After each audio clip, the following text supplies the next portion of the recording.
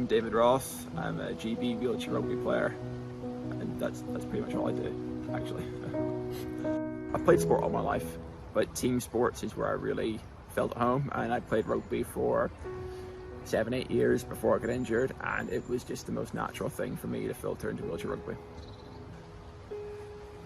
So I was injured when I was 18 years old, playing rugby for my school back in Northern Ireland. I was conscious the whole time, never lost consciousness. I guess immediately it was just shock, because I knew exactly what happened straight away. I heard the crack from my neck, felt my body go numb, and I guess after that it's just kind of a whirlwind of emotion, kind of when you get from the pitch to the theatre and you wake up in intensive care.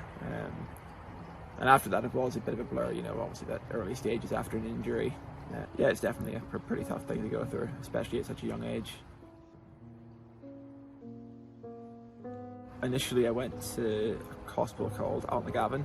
That's where I had the initial scans done and the diagnosis of, dislocated neck.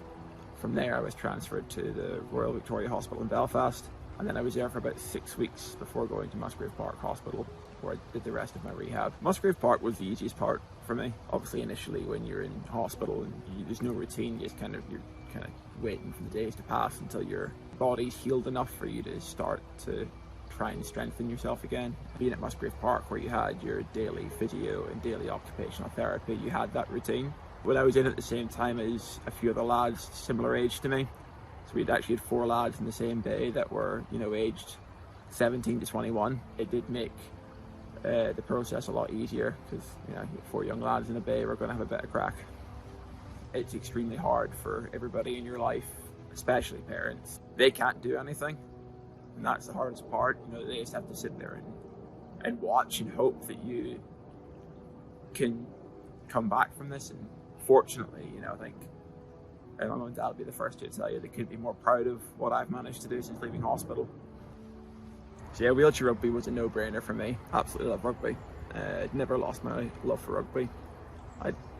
I was watching the Six Nations from my hospital bed in ICU. Rugby's a family. It always has been a family. It's always had that close nature to it, whether it's wheelchair rugby, able-bodied rugby, whether you're club to international level, you sit with the opposition, you have a beer with them after the game, and it's just, that is something that is so valuable in life. Also, it's like a great club. I just love everything about them as a club, man. It's just a really great thing to support and be a part of.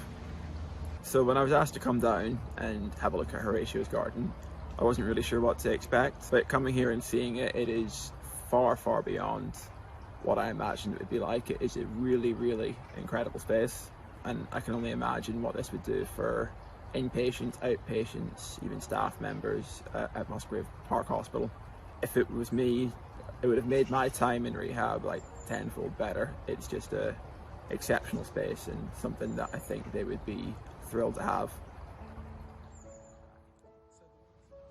We're really proud to get the opportunity to partner with Horatio's Garden this season, a link which came to us through the president of the Ulster branch, Philip Gregg, but which we've been able to work through what will be a really exciting proposition for everybody this year.